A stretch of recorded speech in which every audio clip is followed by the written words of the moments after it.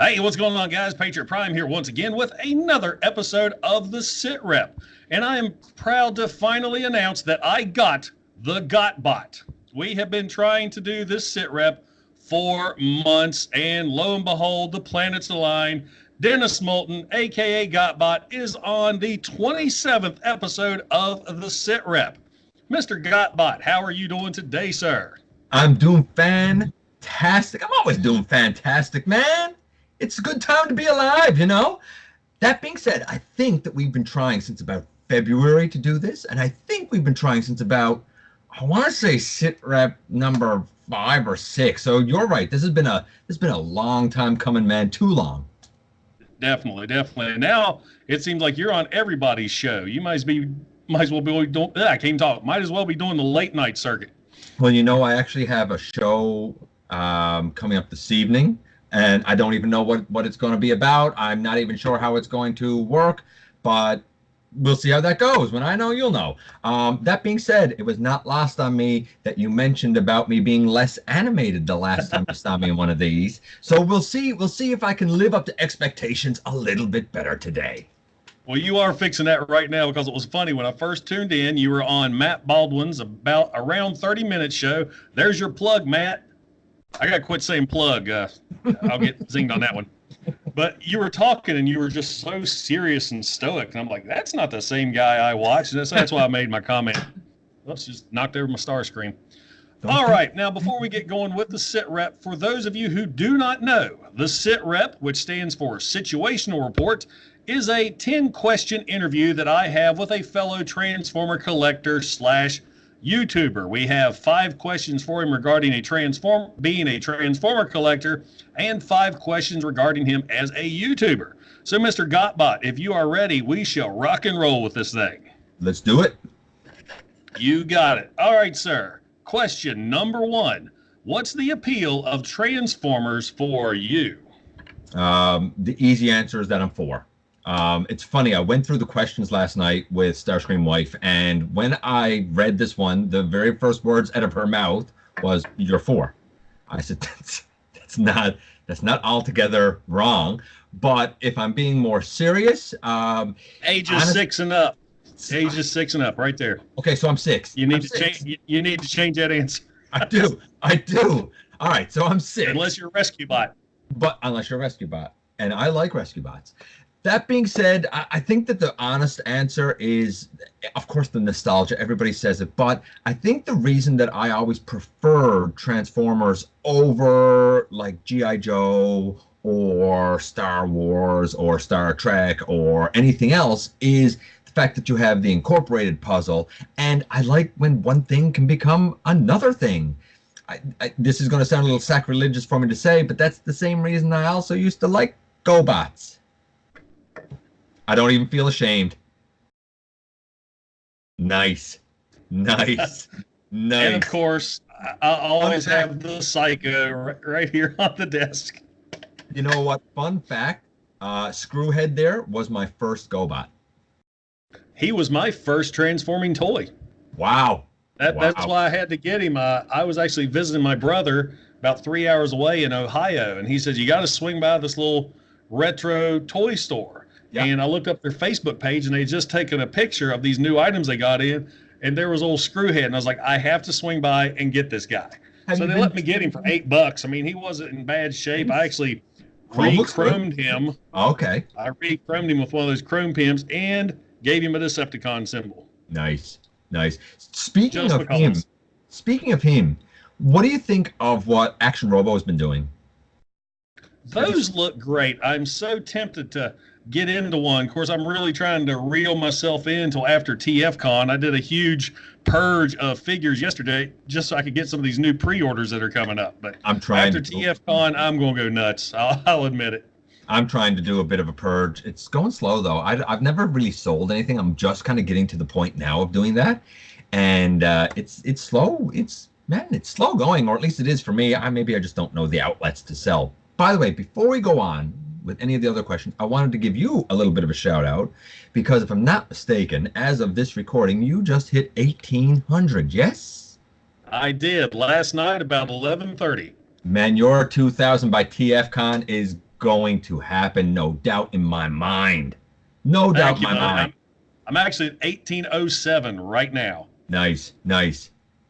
The Toy Hacks videos always help with my subscriber counts. Yeah. Those seem to generate the most interest. Yeah. And I've got 2 more sets on the way. I've got the set for Power of the Prime's Wreck-Gar and that Generation Selects Ricochet. I think the Wreck-Gar set is really good. I like Ricochet anyway. A lot of people gave him a hard time, but I think he's great. I'll be interested to see what Toy Hacks actually does with him. I liked him better than the Jazz Mold. Me too. I thought he was really cool. Yeah. All right, well, let's go. Yeah, I was tickled to death. I woke up this morning at 1800, and I was like, yes! Wife's like, what? I was like, nothing, just my nerd thing. All right, question number 2, sir. Aside from G1, which is always the number 1 answer, what is your favorite Transformers fiction? Comic, movie, cartoon? Okay, well, I'm going to give the self-serving answer first and say Universal Collision, my fiction, what I make up. I'm obviously going to say that one first because I make it. There's a shameless self-plug. Well, that's like if anybody asks you, who's your favorite YouTuber? Well, Patriot Prime. I really like that guy. Right. I mean, you know what? I mean, you might as well. Nobody's going to kind of, advocate for you as much as you're going to advocate for yourself, right? But yeah, no, I mean, right? Obviously, like I said, my obvious answer is going to be the fiction that I make up. So excited about season 2 coming up next week. But if we're talking about like official, common knowledge fiction that everybody knows, I've really struggled over this one, man. I've really been struggling because there's a part of me that wants to say Beast Wars / Beast Machines because I feel like that's one continuity, or Transformers Prime. It's one of those two. I was going to give the joke, say Unicron Trilogy, because anybody who knows me knows that I hate Unicron Trilogy. But since you're putting me on the spot, I'm going to say Prime. I'm going to say Transformers Prime. That was a good one. I actually bought all the seasons on Blu-ray. I had watched them before when they came out on Cartoon Network, but when it first came out, I really couldn't get into it because I've mentioned this before. When all these new Transformers shows come out, they hit that target 8 to 10 audience, and it's so kiddified. Yeah. And then about 10 episodes in, they're like, the kids aren't watching this. Mom and Dad are. Season 2, let's get darker. So yeah. I really got into it more when I got to watch it all in order on Blu-ray. It's funny. I'm in the midst actually of watching the whole series again on Blu-ray, along with Predacons Rising, because I got it for Starscream Wife got it for I think my birthday. I think it was my birthday, and it's just kind of re-solidifying just how genius, how brilliant that show was, and I'm really excited. Because I found out that Polygon apparently is going to be doing the art for the new War for Cybertron Siege program that's going to be on Netflix, and Polygon done the art for Transformers Prime. Oh, that's great. Yeah. I was hoping it wouldn't be that computer animated stuff that Machinima did for was Prime Wars Trilogy. Yeah. Watching that thing, you felt like you weren't watching it full speed. Absolutely. It seemed like it was slow down. You're right. I tried to like it. I like it for what it is. Like, it got such a hard rap, but like it was so short that to me it didn't need to be well done. It was nice to see them on screen again. I do have high hopes. Service. I have high hopes for this War for Cybertron series because Netflix doesn't usually back something that's going to be terrible. They don't usually produce it if it's going to be a flop. So I think with their expectations of production values, I think that we could see something special, at least for the older audience. Well, let's keep our fingers crossed on that. Absolutely. I want to see a darker series. Remember when Dreamwave Comics first came out with Generation 1 reboot? Yeah. I mean, they're out there. I mean, not to sound like I'm a psychopath, but, the Decepticons were out killing people. I think there was a scene where Megatron picked up a dude and just was like, crunch. Yeah. It's been a long time since I read those. I got them all on trade paperback, and I think IDW started out that way too. I remember All Hail Megatron, where they came into New York and they just slaughtered people left and right. I'd love to see a darker version of that in a cartoon. That's like some people said recently. There was a conversation in one of the Facebook groups of, would you like to see a Siege version of the DJD? Yeah, I'd be down for it. But then somebody else brought up the point that I don't know how well they'd sell because, like an electric chair isn't exactly kid friendly. I get that. Maybe give them Cybertronian modes. But I'd be down for the DJD. At least a turn. Give me a turn, man. Oh yeah, definitely. I'm actually shocked that figures today still come with guns. I know. Remember for a time, I think when maybe it was Generations. Well, I forget which one it was. It was like no character came with a weapon. Yeah, I know. And that's where all these third-party groups came in, and I mean, they had like melee weapons, and it was funny thinking about that right now. I saw something on YouTube recently because nobody from work sees this. I watch a lot of YouTube at work. Yeah. And I watched something on when Return of the Jedi came out, and those figures hit the market. All the figures had melee weapons opposed to blasters. And it didn't dawn on me until it really got into it. Granted, Han Solo had his patented weapon, but most all of them come with some kind of stick or spear or club. But like, I think you could almost buy it a little bit more with that because there are a lot of more melee weapons within it. So I think they were able to like hide that a bit better there. It would have been more challenging to hide not having a blaster with something like Brave Star. Remember Brave Star? But like he had that. My blaster. Son and I have just started rewatching Brave Star thanks to YouTube, and Dylan absolutely loves it. Yeah, yeah. How can you not? He was great. Tex Hex. That's one that needs to come back. One of the best bad guys was Tex Hex, no doubt in my mind. He was so comical. It's funny. It's like I forgot all about the giant Stampede, the Bronchosaur, as they called him. Yeah, that was Skeletor, the guy who voiced Skeletor. Really? Yep. I did not know that. It's funny. They're all on YouTube. We tried finding Silverhawks, but it's all broke down in pieces. And we started watching Cops. Remember Fighting Crime in the Future Time? It's crime fighting time, man. Exactly. I love I love having a 5-year-old boy. It's awesome. They had fantastic figures for Cops, too. I'd love those redone because they were fantastic for the time. Yeah. You'd never get the Caps nowadays. No. I found one figure. I only had one. It was right at the end where I'd stopped collecting, but I had to get Buttons McBoom Boom. Remember, he'd open his jacket up and the two guns would fly out? Do. Yeah. Just because he was a cyborg, I had to get him. Yeah, I know. That whole concept was good. The toys were good. The play sets were good. The vehicles were good. And it was so ahead of its time. And that could stand up. The comic was very adult oriented. I don't know if you ever read it. It was only 18 issues, but it was still a pretty good comic series. I still have them. Really? I think I have one. And that's about it. Okay, man, we derailed big time. I love it. That's what I like about these things. Well, that's your fault. I know. Right. You're the one that brought up GotBots. Well, I just don't like taking responsibility for grown-up things. That's true. All right. Question number 3. Do you have a favorite figure or grail? One toy that you will never let go of? You have to sell your whole collection, as we were just discussing, but this one isn't going anywhere. I recently did like a grail video. It was a challenge by Master Fire. And it was so hard because here's the thing.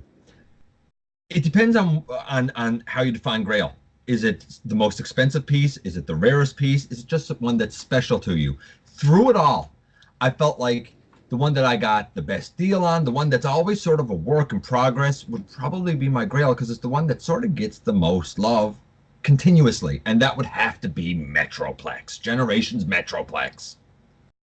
I don't know if which version do you have? Here's the funny thing. I got the like regular North American release. However, around here, just to put it in perspective, around here when he first came out, there were 4 at our local Toys R Us. And they sold quickly for $134.99. That's what he was Canadian at the time.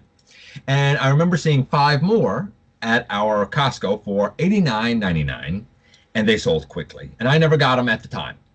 And in the aftermarket, I was discussing him one day with Starscream wife, way back when she was Starscream girlfriend. Probably even before we were officially an item. And we were talking about it. And she was just Starscream chick? She was just Starscream then, right? And she actually kind of found on a local site, I think. Found a local seller that was selling them for $100, and she talked them down to 90 in box. So I went and I paid 90 bucks Canadian for them. Then sometime later, we were thrifting, and I found a second blaster, which is where a lot of people get confused because I do have two of the red blasters. And I found a second blaster for $2.50 Canadian. So I paid $92.50 to have a version of Metroplex with his two blasters. I managed to get Turret's Manacle for $48 Canadian, which was less than his retail at release. The only part of that guy that I've actually paid retail for is Six Gun. Besides that, everything else was on a deal of some sort. You know, as soon as you mentioned that, I realized I did a review of Six Gun and never interacted with him for Metroplex. I did that when I bought Brunt with Triptychon, but never did it with Metroplex. You know what's funny? Oh, go ahead. The funny part is I actually have COG on Fort Max, like that's where he stays. I have Six Gun on Metroplex, that's where he stays. And though Brunt hasn't arrived in my neck of the woods yet, not that I'm bitter about that or anything, I know already he's going to stay on Triptychon. That's where he'll live. Well, I have mine all lined up together. The city bots in the background and all their little buddies are right in front of them. I end up getting a Metroplex as a parting gift. When I found out the wife was pregnant with Dylan, I was working at a gym at the time. And, you know, with a little one on the way, you're not going to make any money working in a gym. So it was time to move on. And when I did my last class, I taught fitness classes, and everybody in my class chipped in and bought a Metroplex for me. Wow. Wow. And then the only retail I did is I bought the Toy Hacks upgrades for him, of course. Mm-hmm. And then he has a brand new head and extra weapons all over him. Right. Yeah. Yeah. And I mean, like, that's the thing. He's had a few really good add-on kits and stuff too. And I always feel like some of them, like the whole feet thing with the ankle tilts from, I want to say DNA Design. It's nice. It's not necessary, but one of these days, you never know if I see it for the right deal. Maybe. We'll see. We'll see how it goes. Well, I had to get a new head for him because the head he had just sucked. It was too white. It is very white. And my visor doesn't stay down either. Yeah. And the gun on mine was broke too. There was a little snap, the handle that comes in and out. Yeah. One of the pieces was snapped off. So I'd love to find another gun for him somehow, but I know they're probably unreal online. Man, go look and go thrifting. You never know.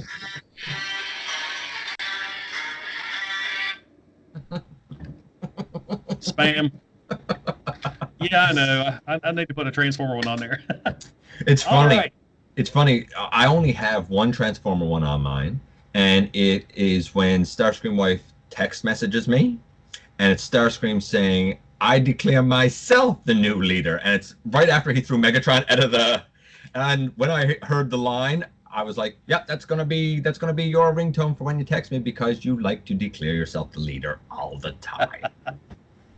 I've got the Imperial March, my ringtone, and then the TIE Fighter is my text message, and a Han Solo Blaster is my eBay, or not eBay, Facebook message. So nobody would ever know that you like Star Wars. Oh, not at all.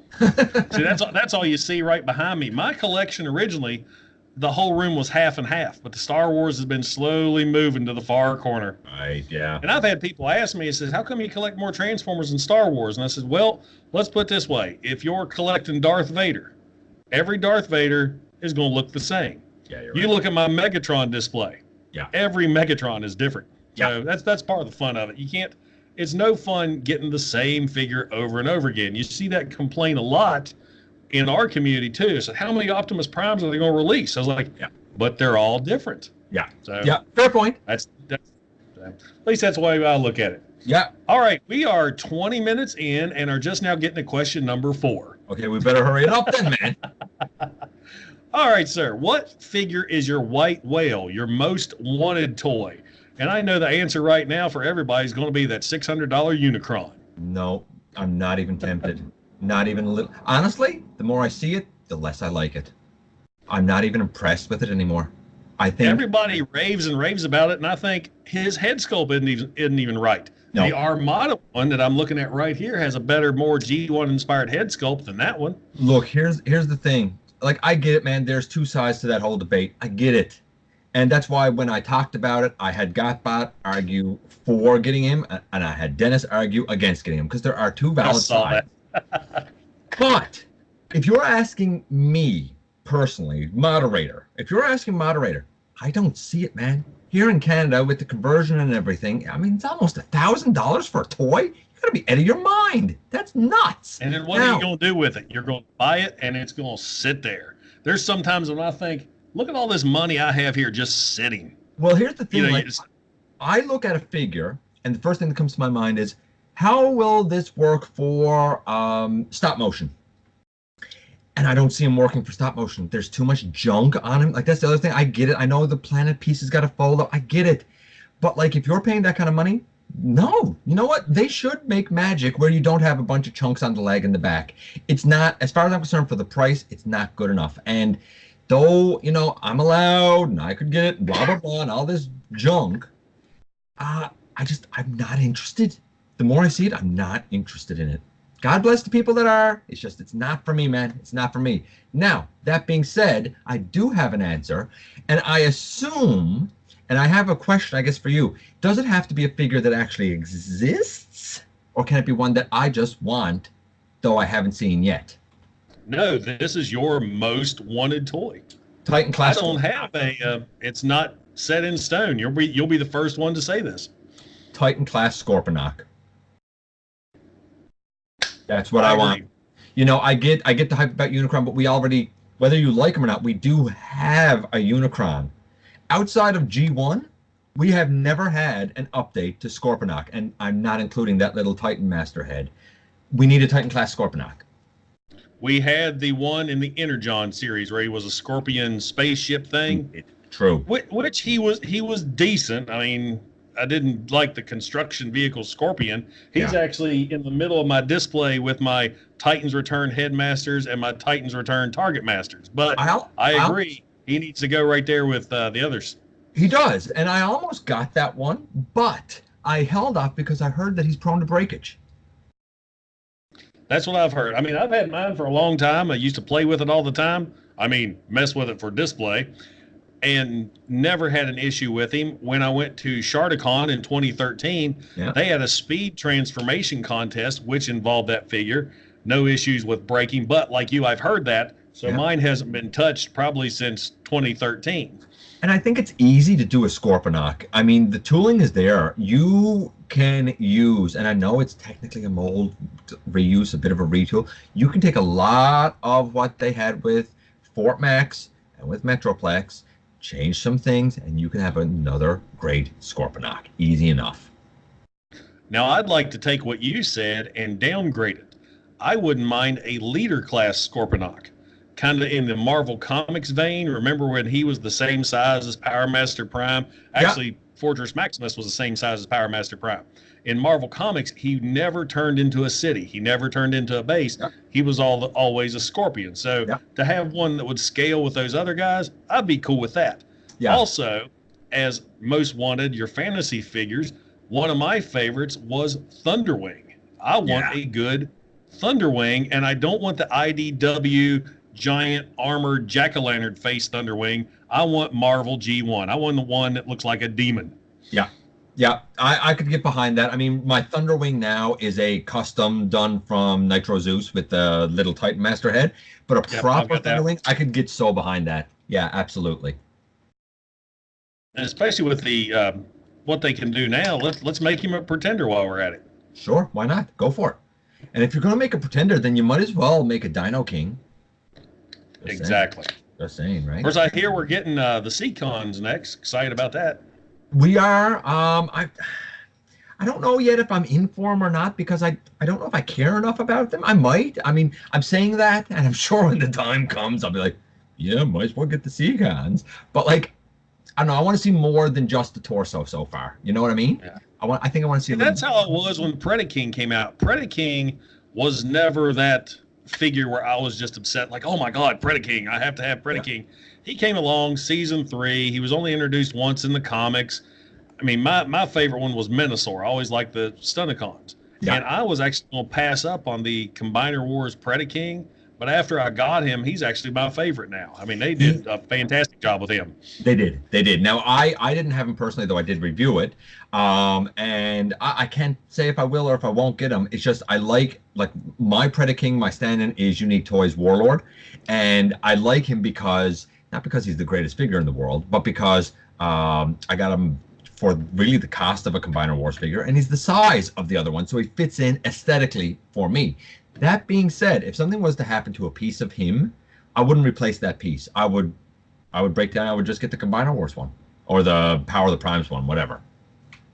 And of course, that toy hacks mine all up, make him look better. Absolutely, and you know what? Honestly, the toy hacks made a huge difference on him. He really needed it. Thank you. Yeah. All right, here we go. Last question regarding Transformers. Okay. What is your favorite Transformer character? Not toy, character, any fiction, any media. Easy. G1 Wheeljack. Perfect. Yep. Never heard that one yet. Yep, G1 Wheeljack. He's a mad scientist. Love it. And they never played up on that again. I was kind of disappointed when he came into Transformers Prime as like a covert ops warrior. I'm like, what the hell? Yeah. They revisioned him, and like, it's fine. I get it. That's cool. He's still cool, but like, it's not my Wheeljack, you know? Right. My Wheeljack blows up old, his lab. man. Right? My Wheeljack blows up his lab, you know? All right. Well, here we are. That wraps up the Transformers questions. Now we're moving on to you as a YouTuber. Okay. And you just recently hit 2002, didn't you? I did. Yep. Congratulations, sir. I think it's as of right now, I think it's at 2025. Think I can get 3,000 by TFCon? Hey, hashtag 3,000 by TFCon. You never know. I could try, right? The 2000 one complained. You can have that one. All right. Question number 6. YouTube question time. What possessed you, a grown-ass man, to do toy reviews on YouTube? Okay, again, the easy answer is that Starscream wife is bossy, because I have watched others for years, and eventually she was like, you kind of don't shut up, and you don't stop talking, and you're opinionated, and you have a lot to say. Why don't you do it? And I was like, I don't know. And eventually I did, because I thought about it, and I said, you know what? At the time, there was like nobody in Atlantic Canada doing it. There were people in Central, there were people in Western Canada, and there were a lot in the US. And I said, I don't really know anybody from Atlantic Canada who's doing it. Now, there's a couple that have kind of come around since, but at the time, I didn't know of anyone. So I said, maybe I could fill a void from kind of this part of the world where it didn't seem to have any representation. Maybe I can help some people along the way. Who knows? Nice. Good answer. That was kind of me with my gimmick. I was like, I never seen anybody who's of course, I met a lot of military veterans when I was at Sharticon, which really impressed me. I mean, you when you first think of comic convention, I'm going to meet a bunch of guys who live in their mom's basement. Yeah. And then I start meeting law enforcement, military guys. And of course, that's where my whole gimmick came from. I was like, how can I be different? And I was like, let's throw on the military hat. Let's make it a military theme. And I hoo-awed in that last, in my very first review. And that's became part of my gimmick too. So, and it worked. It worked. Absolutely, it worked. I mean, as time goes on, here's the thing. As time goes on, you've become a brand. And if you have success, if you have any success and have been able to become a brand, then whatever it was that you have done has obviously been working for you. Well, that's what possessed me to finally go out and get my own design made up. I know. I'm impressed. I'm impressed. I don't know anybody. I don't know anybody. I don't know anybody that I think could like do designs. Like, I don't know if I know anybody with that tech level. Maybe I do, and I don't realize I do. I don't know. Luke and Monks, who I met on Transformers and Such Facebook page, he's the one that helped me out with this. Okay. There's another guy that I met via Instagram, and he came up with one. You probably saw it in a couple videos. It was like a prime face in an army helmet. But I did. He came up with the one with the salute, and I'm like, that's it. That's gold. So yeah. Well, you salute yourself. I mean, I've seen you in videos I can't say if it's consistent or not, but I have seen you salute in videos, so it matches. Everyone. Yeah. I end everyone up with that. Right? Dylan even does it in his. Dylan does do it in his. That's true. I forgot about that. He's funny. He tells me all the time, I want to sit down and do another review, but actually getting him to sit down and do one, that's like pulling teeth. Yeah, but he's hilarious when he does them, though. You know, Oh, he has that kid enthusiasm, you know? I love the unboxings. Every time we do an unboxing with him, I enjoy watching the video after just so I can watch him because I don't see what he's doing when I'm talking to everybody. I know. He's amazed with everything, too, right? His facial expressions. All right. Number 7. All right. What keeps inspiring you to get in front of your camera? I'm going to tell you now, you know, by day I'm a teacher. I live to inform people. I live to hopefully make someone's life better by giving them extra knowledge. Same thing applies here. If I can give you a very honest answer and very honest information about a figure, should you spend your hard-earned dollar on it, then I've done something good. If I'm doing a tutorial about customizing or about stop motion and it's inspired you to share your own ideas with the world, then I've done something good. So I guess the reason I stay motivated is because I want to hopefully give something good to the world. Well, your series, when you were reviewing the Siege figures at first and you were saying, are they guilty or innocent of that price jumped? I love that. Yeah. And it's so great funny, now that like, I got Quintessons to do it. Because I recently, I've been messing around with this guy. I got the Siege Starscream. Yeah. And Dylan is now obsessed with Starscream. At Walmart, he got like this little PVC figure. Yeah. And so I had the Combiner Wars Starscream, which is junk, more or less. So I took him off the shelf and I gave him to Dylan. And I picked him up and I was like, he felt so cheap and hollow compared to this. So when you hold those two up and you're like, this is why I'm paying $5 more. Well, see, here's the thing. You're saying $5 more. Here, it's $10 more. They jumped from $29.99 to $39.99 for a Voyager. That wow. in one jump. Now, to put this in perspective for Canadian dollars, when I started collecting again in 2012, a deluxe class figure was $12.97 Canadian.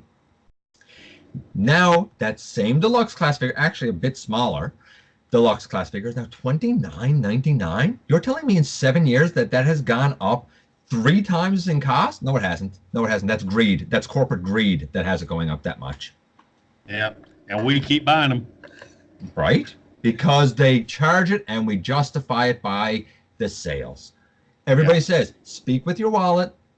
We do. We do. That's why I feel like, though, this time I've had to say, is it guilty or innocent? Because I feel like that we've reached a point, at least in Canada, where, you know what, they've hit their ceiling. Now they're going to have to get more creative because they've already hit their ceiling. That's like this guy right here. I watched so many reviews, and every review was saying he's a $50 toy, but he's not worth it because, honestly, this is going into a little bin with my parts. Yeah. So I got this little teeny tiny $50 figure, shorter than my $30 Voyager. And I was like, after watching so many reviews, I can't honestly pay $50 for this guy. And then I found him on eBay for $35 shipped, and I'm like, okay, I'll do that. Yeah. He's 70 here. Wow. Yeah, 70. And I said, like I said, he's absolutely guilty. He's perfect. He's a perfect Shockwave, but he's absolutely guilty of just taking advantage of people. I love the new hands I gave him. I know, yeah, I saw that. I think I like that color better than the gray, though, like the grayish ones. I think that color matches that mold more. The grayish ones, you know what they'll go with? They'll go with Galactic Man. Right. Right. Plus, I'm a G1er. No one like G1. Yeah. And it works perfect with the hands of the old school OG Shockwave. Absolutely, 100% agree. Yeah. All right. Question number 8. This is going to be a fun one. There are thousands, I think hundreds of thousands now, of toy reviewers on YouTube. What makes you any different from the rest? Not a clue. I agonized over this. I'm a weirdo. I don't know. I have no idea. I like to think it's because I offer more than I like to think it's because I offer more than just the review. Like, I do try to do the tutorials. Some of them really hit, some of them don't. Like, Some of the customizing ones have, especially when people come to me and they say like, I couldn't do that. Yes, you can. If I can do it, I guarantee you, you can do it. Or like when I was dyeing the arms for Cop, how many people show how to dye plastic, you know? The stop motion, again, I try to do tutorials. I try to show that because a lot of people see it and they say, I wouldn't be able to do that. Yeah, yes, you can. I don't know jack about technology, and I can do it. If I can do it, yes, you can. So maybe it's a mix of, hopefully I offer an outlet for people to have ideas while at the same time just being a very comfortable weirdo. I don't know. That's the best I got, man. That's the best I got. I do like the fact that you have so many things you do. I love the fact that you'll review a figure. Hey, I'm doing this guy, but I've customized him. Let me show you how it does. And your personality helps. That's what you were one of the first YouTubers I met when I started doing this, and it was your personality. It's like, I like this guy, and you and I just kind of, we met more or less more over Facebook, but that's what it was really for me. Funny? For a long time, and if people go back and watch earlier stuff on the channel, for a long time, I didn't get on camera. I was behind, I was one of those behind the scenes guys. And eventually, when I did my discussion about Predaking, if I'm not mistaken, and I was debating Predaking before the Titan Class one came out and kind of which one would fit where and whatnot, that was a whole series. I had to get out in front of the camera then for that to work. And a lot of people responded really positively to it. No, this mug should not be on camera. But a lot of people responded really positively to it. So I was like, you know what? Maybe it's time to change things up. And it seems like it's been working so far anyway. Hopefully it keeps going. Well, when I first started, that's one of the things people commented on because I've been consistent since day one, except my Toy Hacks reviews. If you watch those, I'm never on camera. It's the stickers, the figures, I'm out. Yeah. But for every other review, I like to talk to you. My intro is me talking to you. Yeah. Then I'll show the fig, and then I have the outro with me talking to you. Yeah. And a lot of our first comments were like, it's so nice to see a reviewer other than just a pair of hands. And of course, I'm very comfortable in front of a camera. I've been in front of cameras for years. I mean, with my gym job, my military stuff, I always had a camera in my face. So it's no biggie for me. And so that response is what kept me just doing the thing. And then I'm trying to come up with more entertaining like intros and outros to do that don't get copyright flagged. Got to watch that now after you're 1,000. I watched that from day one because my start on YouTube many years ago now was very rocky, and I got in trouble very early and had to learn some hard lessons real fast. So I've been very cognizant and very aware of that sort of stuff from very early on, which is probably why there's a lot of things I'd like to do that I'd like to use, and I'm like, oh, I think that might be treading on copyright. I'm not willing to play that game, man. Not willing to play that game. You remember my very first reviews? Every figure I did had a accompanying song kind of based on the figure, like Thunderwing had Thunderstruck, so on and so forth. I finally getting dinged on that, and then I had my Hulk Hogan intro, American Hero, got dinged on that. So that's when I found this rock song in YouTube's library that says, hey, you can use this one. I was like, and this one fits my personality and channel. So that's always where I find all my music. You got to dig for it, but it's some real jewels in there. I dug and dug. Yeah. The song that I had to dig for that Naga hat video where I did that sad alligator thing, I spent hours trying to find a Sarah McLachlan style tear-jerking song to put in that stupid video. You know it when you hear it. That's the key. You know it when you hear it. Yeah. All right. Question number 9. What's your thoughts on the Transformers social community, i.e. YouTube, of course, Facebook, and do you have any special shout-outs? I wanted to say originally for this one that I think the community is great. And mostly I do think the community is great. But in the last couple of weeks, there's been a very bitter divisiveness that has left a bad taste in my mouth. It really has. I mean, I get that people are passionate either for or against, and we all know that I'm back to talking about that Unicron thing, but it seems like it's caused such a bitter divide, and that makes me so sad because I know that everybody's just a passionate fan, and I think it's fine for us to like different things, but I don't know, do people have to, I guess, devolve to insulting each other? And I feel like we're seeing that a lot more with this particular issue. So I hope that it passes quickly. It seems like it's starting to pass now. But I don't know. Like I feel like that was a little bit of a black eye. Generally, I think that it's great, passionate, happy people, and a lot of people help each other out, look out for each other, and I love seeing that. I hope that this doesn't continue to be a divisive factor for the fandom going forward. As for the shout outs, you'll notice I'm looking down and not looking at the camera because I do have a couple I want to give. He wrote a list. Well, I have a couple here that I wanted, and I want to make sure not to forget people. Kato's Toy Box. I'm going to give Kato a great shout out. Eric Tron.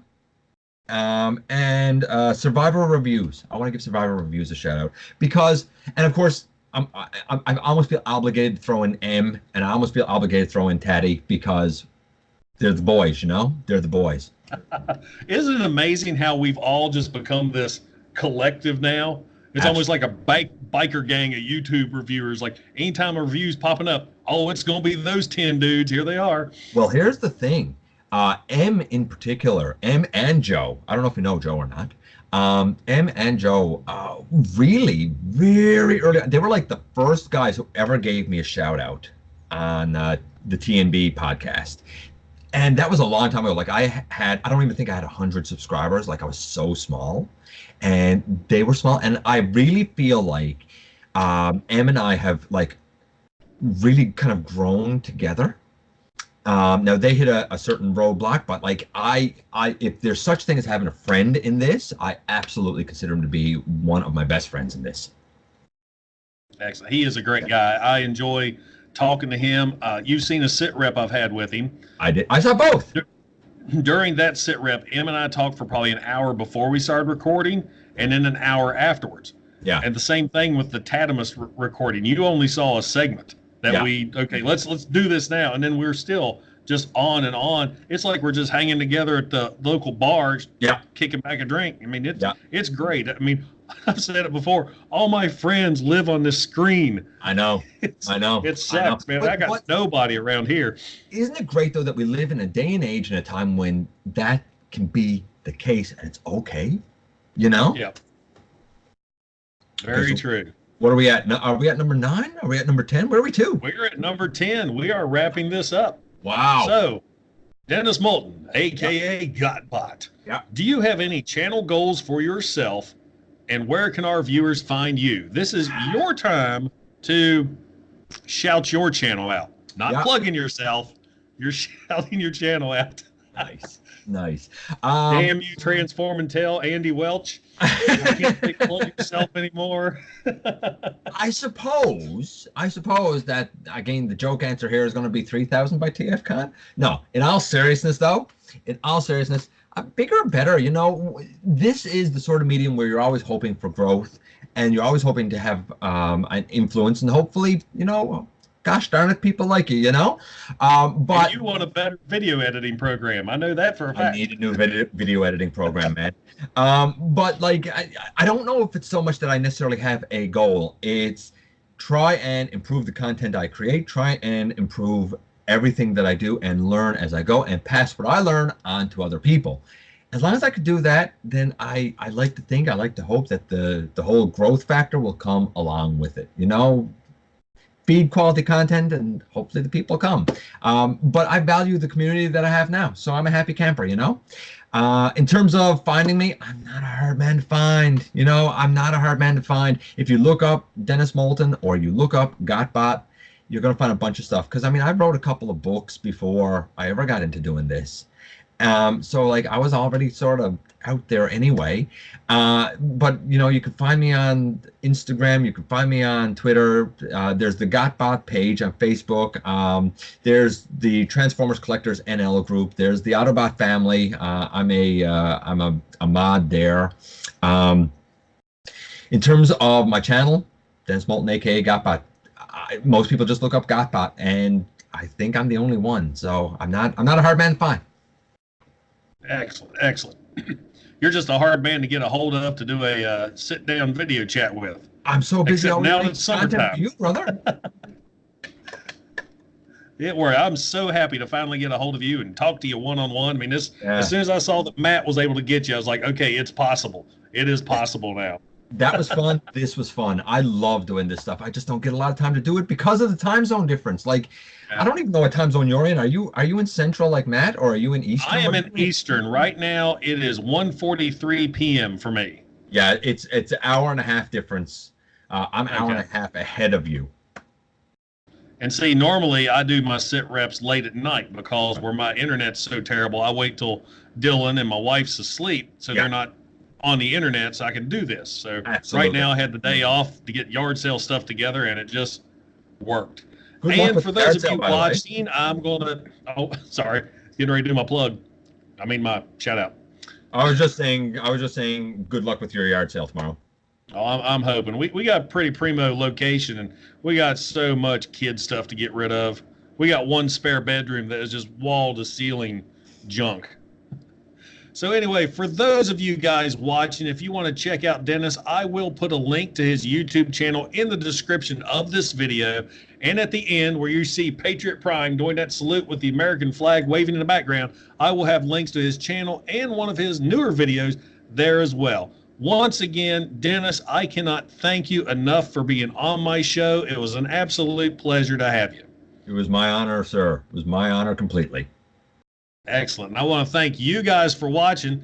Don't forget to like, and please, please, please, if you're not a subscriber to Patriot Prime, why the hell not? I need to get 2,000 subscribers by TFCon at the end of October. Hit that subscribe button. It won't cost you a thing, but it'll help me out tremendously. Once again, special thanks to my guest, Dennis, AKA GotBot. This is Patriot Prime, signing out. Hooah!